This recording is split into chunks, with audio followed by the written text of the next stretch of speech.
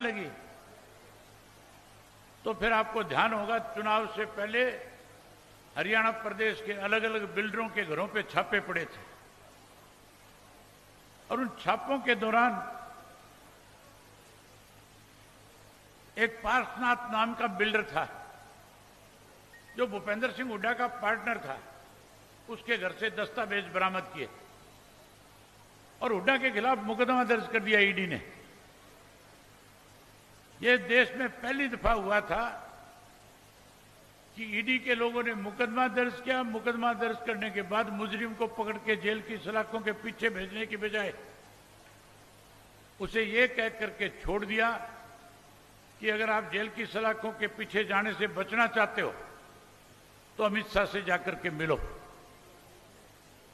हुड्डा साहब रातों रात अमित शाह से जाकर के मिले, पैरों में गिर करके कहने लगे, बताओ मैं आपकी क्या मदद कर सकता हूं। अमित शाह ने कहा कि जाओ अपने आका को समझाओ और जो 30 तुम्हारे सिटिंग एमएलए हैं इन 30 की 30 टिकट अनाउंस करा करके आओ। हुड्डा उसी रात राहुल गांधी से मिला और कहने लगा, मेरे पास इस तरह की सूचनाएं आ रही है, अगर जल्दी हमने इन 30 के 30 की टिकट की अनाउंसमेंट नहीं करी, इनमें आधे से ज्यादा लोग पार्टी छोड़ करके भाग जाएंगे, भगदड़ मच जाएगी और उससे पार्टी को नुकसान हो जाएगा। बड़ी बड़ी सरकार कहीं ना कहीं दिक्कत में आ जाएगी। राहुल गांधी ने विश्वास कर लिया। अगले दिन 30 की 30 सीटें अनाउंस होगी।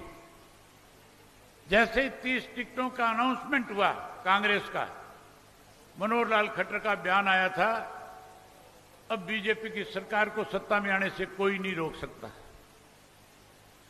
किस तरीके से बीजेपी की मदद की गई, कैसा षड्यंत्र रचा गया और उसके बाद जब फिर लगा कि अब भी बीजेपी नहीं आएगी तो हुड्डा के ऊपर दबाव बनाया गया कि जिन लोगों को टिकट राहुल गांधी ने या शैलजा ने दिलवाई है उनके खिलाफ बगावती उम्मीदवार खड़े कर दो, उनकी मदद करो और अपने कांग्रेस के उम्मीदवारों को हराने में उनकी जिम्मेवारी लगाओ। 9 ऐसे उम्मीदवार थे, अगर मैं एक एक का नाम गिनाऊंगा तो समय लग जाएगा। उदाहरण के तौर पे एक आदमी का नाम बता देता हूं, वीरेंद्र